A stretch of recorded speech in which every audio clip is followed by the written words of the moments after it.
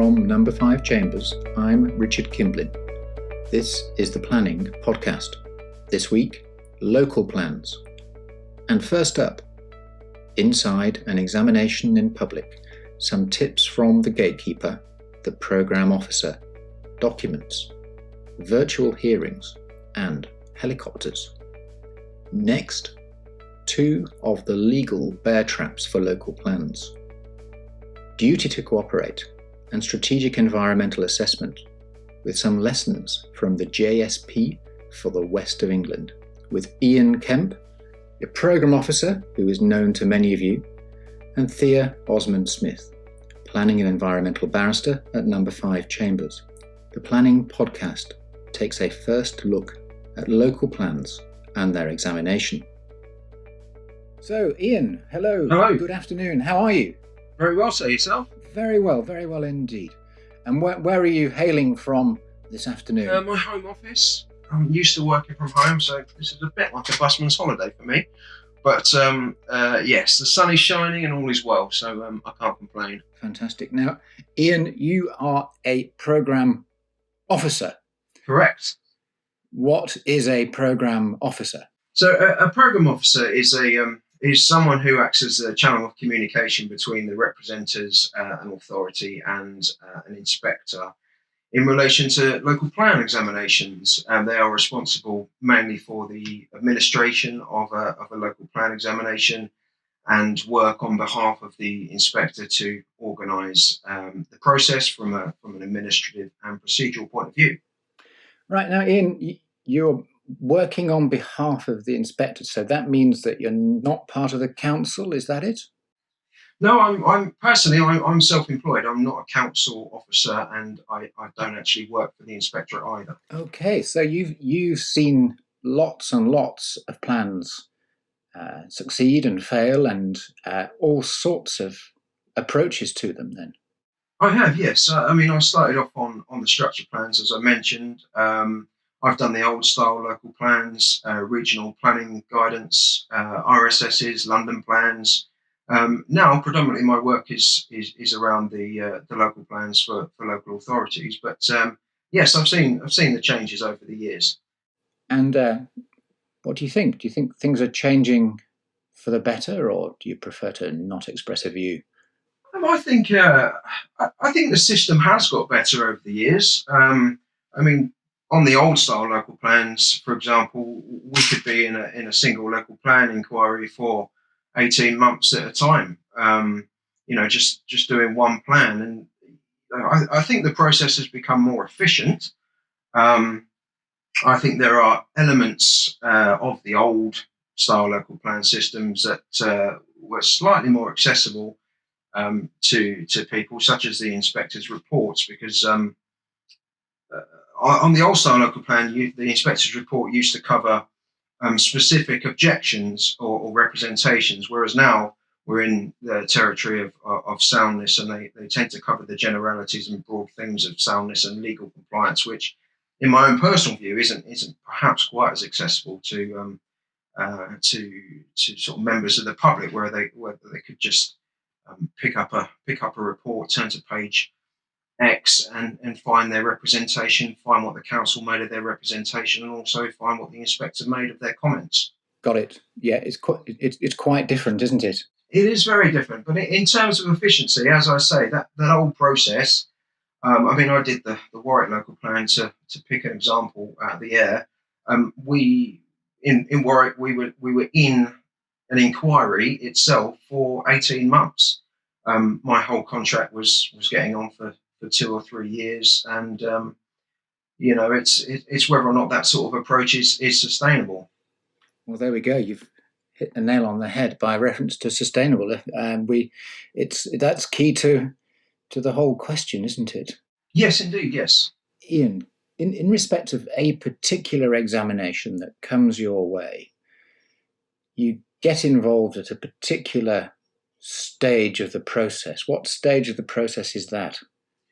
Well, officially, an authority needs to have a programme officer on board at the point they submit their plan. So when they turn it over to the inspectorate, they say, look, this is our plan, these are our associated documents, and our programme officer is providing the contact details. So authorities don't actually have to appoint me until the last minute, although I often recommend to authorities that if they appoint me at an earlier stage, then I would have time to have a look around their document referencing, for example, or help them with any queries that they might have in the build-up to submission.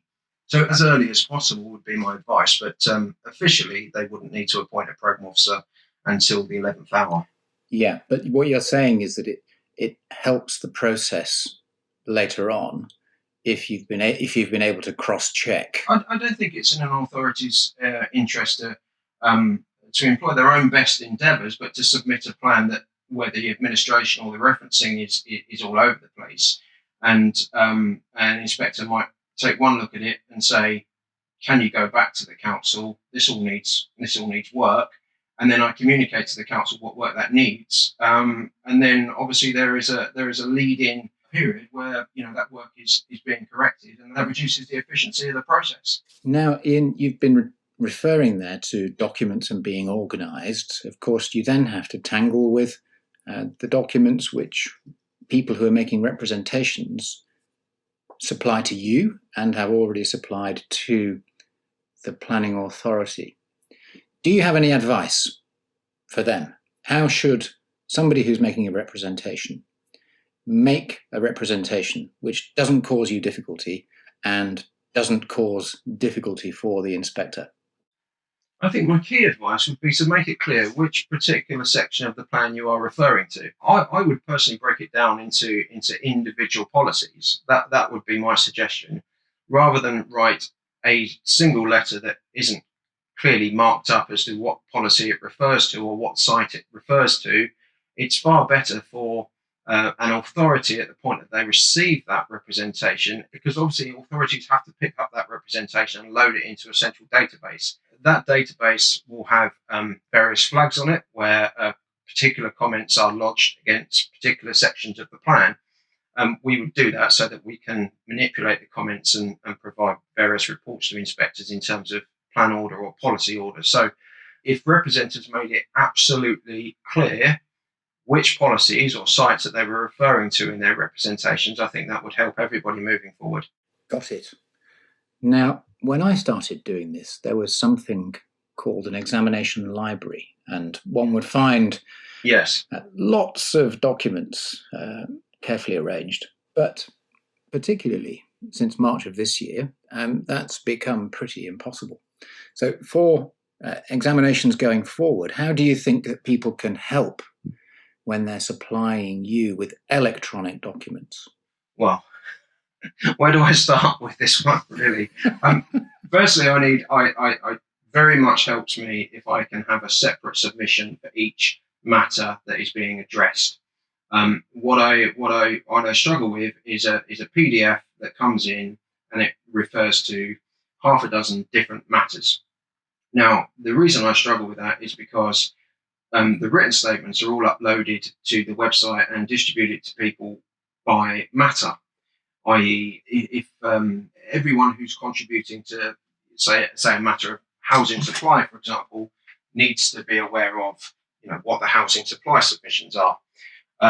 If a statement comes in and it references housing supply, it represents various sites, it represents densities or something like that, then especially in a PDF format, I can't easily split that up and post it to the relevant section, which causes problems for the inspectors. It causes problems for other people who are trying to focus in on the key elements that they're interested in. So separate PDFs or Word documents for each matter being addressed would certainly be very helpful indeed. I'm usually quite flexible. Sometimes if they come in a Word format, I can split them up myself and create multiple PDFs. But that's obviously work for me that it'd be more efficient if they came in already organised.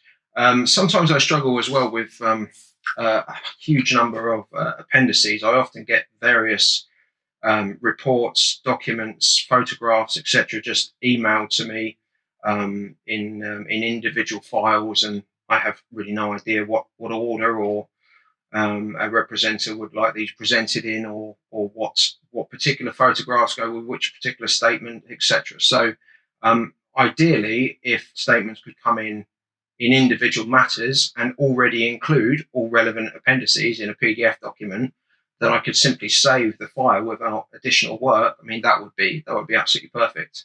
Okay, so let me play that back.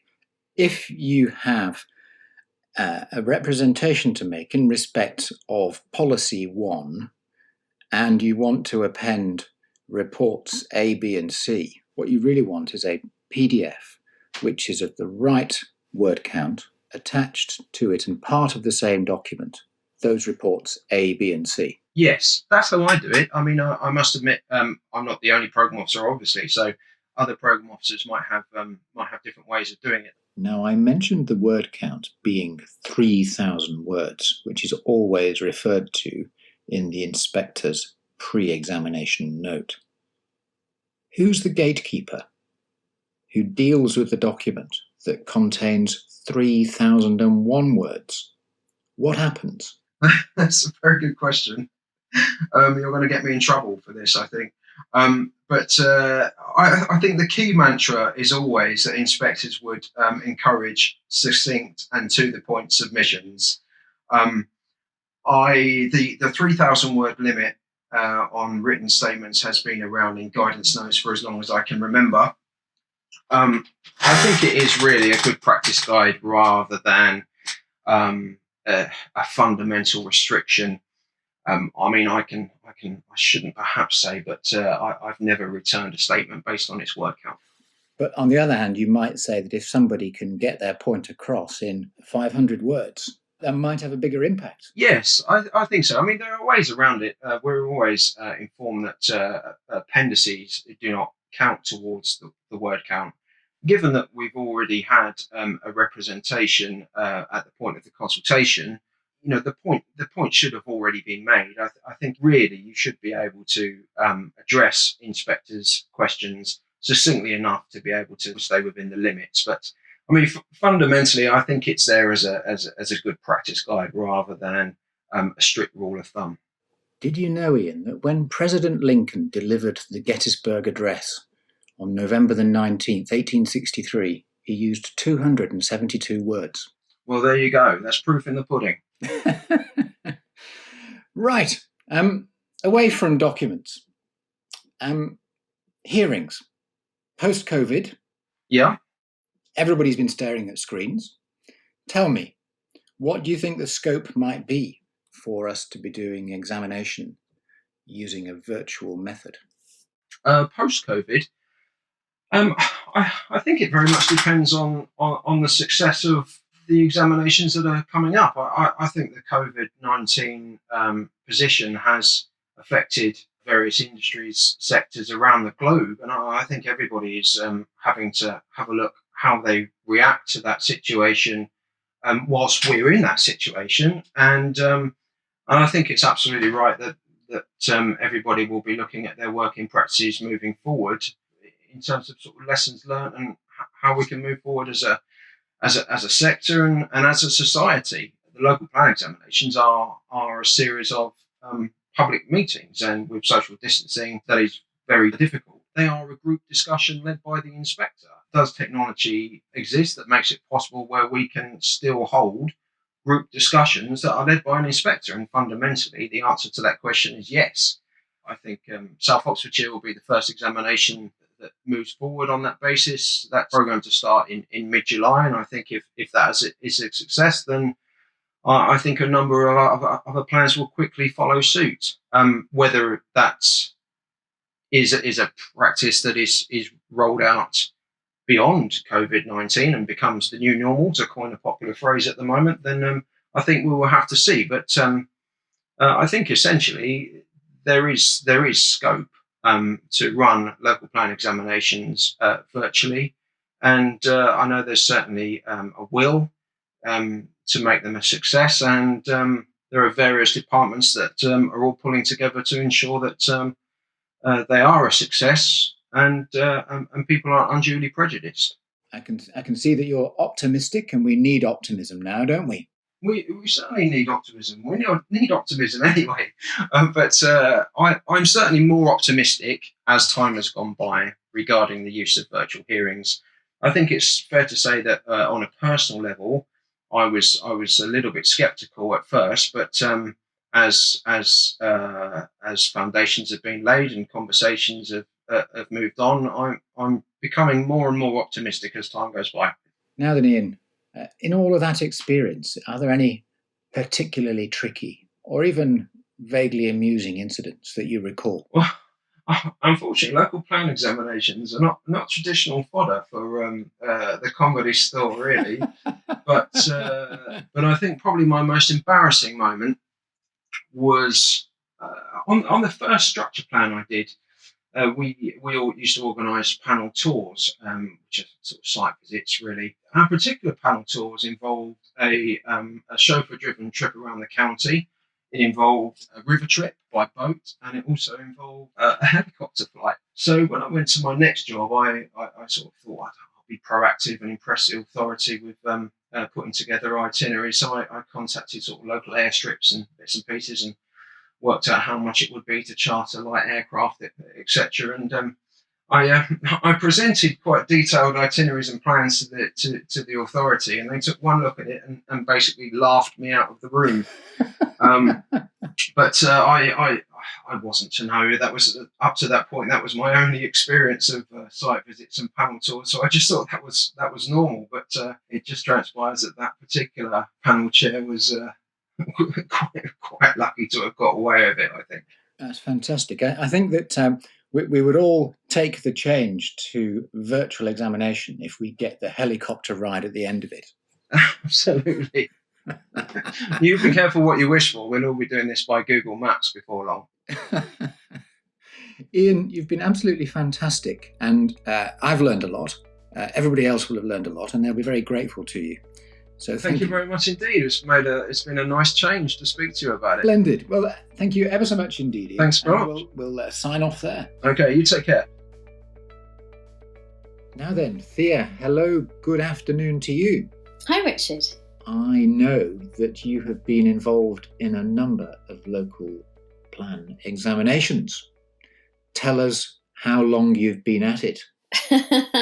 Well, Richard, the first one was the Coventry City Council Core Strategy examination, and that was in early 2013, just as my planning practice was starting to develop, and I was fortunate enough to be junior to a little-known planning silk, Ian QC, and the plan went down then on the duty to cooperate. Now, the duty to cooperate was still relatively new at the time.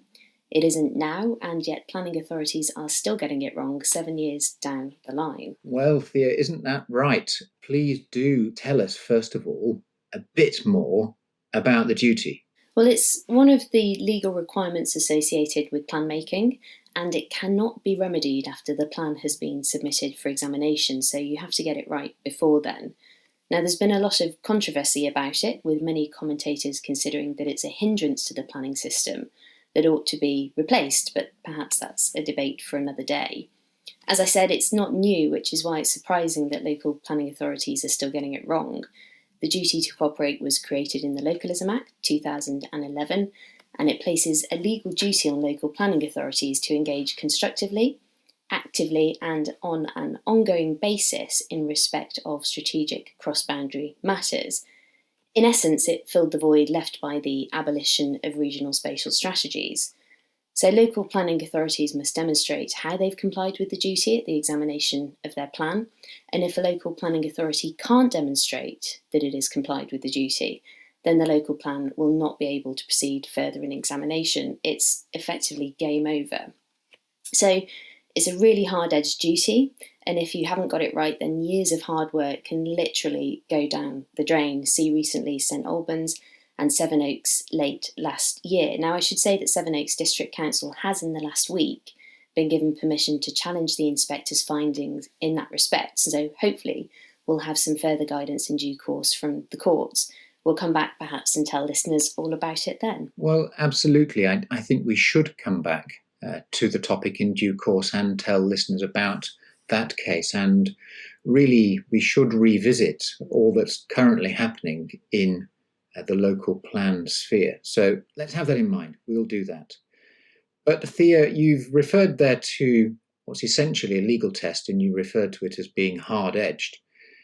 Is that all that the inspector's concerned with so far as the legal aspects of the examination are concerned? No, there's another one which is a favourite for the lawyers, and that's a sustainability appraisal or strategic environmental assessment. And it's been causing problems for a number of plans recently, including Central Beds, Uttlesford, and the West of England JSP that we were both involved in last year. So it's still important, still really high on the agenda, and again, still going wrong for a lot of local authorities.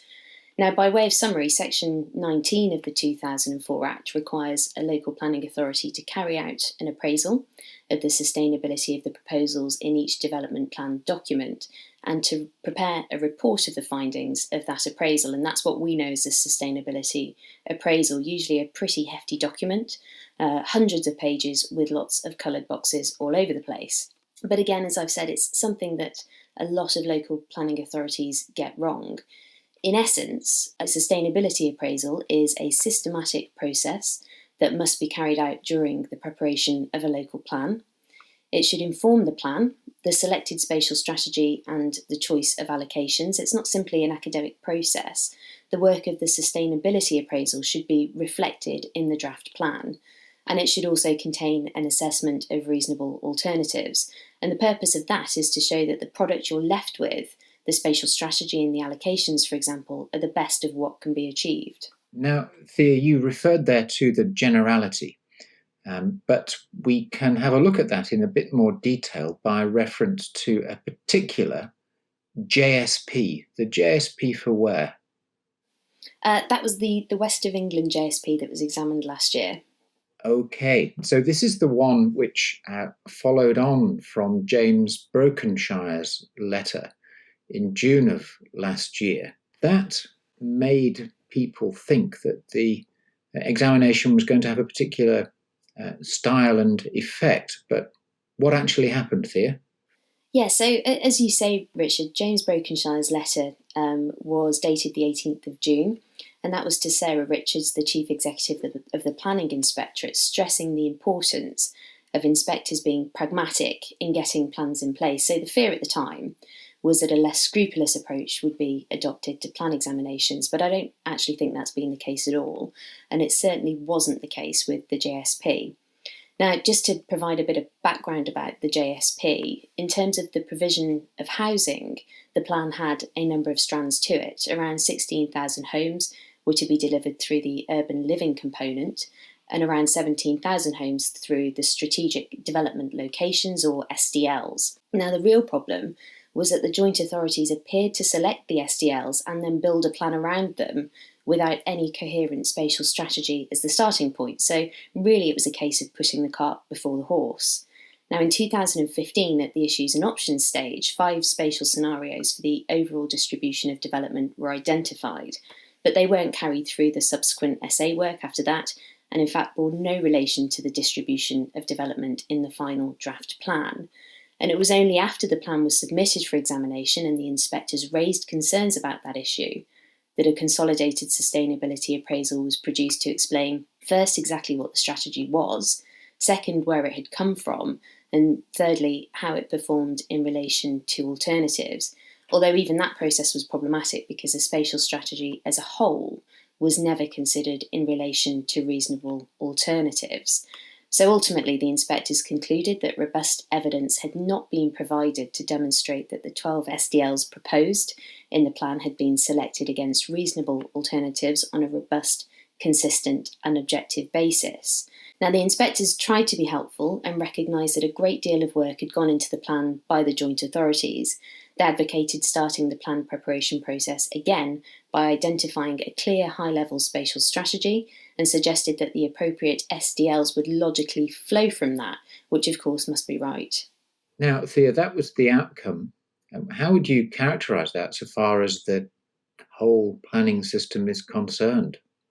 Well, Richard, frankly, it's a dreadful outcome because all of this time, money, resource had been put into bringing together a plan that was supposed to set a vision for the future for a number of local authorities that were involved in that instance. Of course, lots of political decisions had to be taken, very difficult decisions, and then to find yourself at examination with all that work just simply going down the pan is really must be enormously disappointing for everyone involved. Now, is this a case where you were instructed early on, and do you have anything to say about that early part of the process and the way in which teams can be built up? Well, I was instructed on behalf of Persimmon in that case, and Richard, I think you were instructed on behalf of a developer as well. But in terms of local authorities and how they can address these potential issues, my view is it's really important for them to instruct council very early on. It would be really easy to criticise local authorities engaged in this process for getting it wrong, and I appreciate there are all sorts of demands on local authorities, and the local plan process is a big undertaking. However, I really do think that addressing these issues, these legal issues early on in the process, would possibly avoid wasting years of time and money. The duty to cooperate and the sustainability appraisal work, as I've said, are legal requirements of the plan and fundamental to success at examination. And I'm always amazed when local authorities don't get council involved in those issues early on to advise whether they've got it right, and if not, how can it be remedied. Not doing that runs the risk of getting all the way to examination, as with the West of England JSB, having to go back to the drawing board and start all over again. Now, of course, barristers aren't miracle workers. We can't fix the unfixable and we can't turn back time, but instructing us right before the examination is just too late. Now, did you produce an opinion which was made publicly available at that examination? Yes, I did, Richard. I think my opinion probably went in with our hearing statement not too long before the examination. And I think probably you produced an advice as well, didn't you, Richard? Yes, there's one from me earlier on in the process.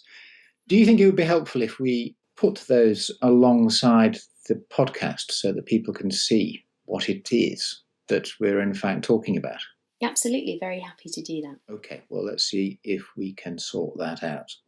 Good. Well, it sounds to me like we're going to revisit this later on in 2020. I look forward to it. I'm very grateful for that really clear and incisive view of how to get into some of the legal issues which crop up at examination. Thea, thank you very much. Stay safe. Looking forward to doing this on the next time. Thanks, Richard. Speak to you again. That was the Planning Podcast from No5 Chambers. Next week, we will turn to infrastructure and CPO with Hugh Richards.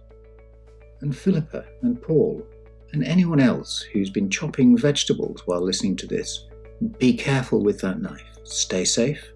We'll be with you again next week.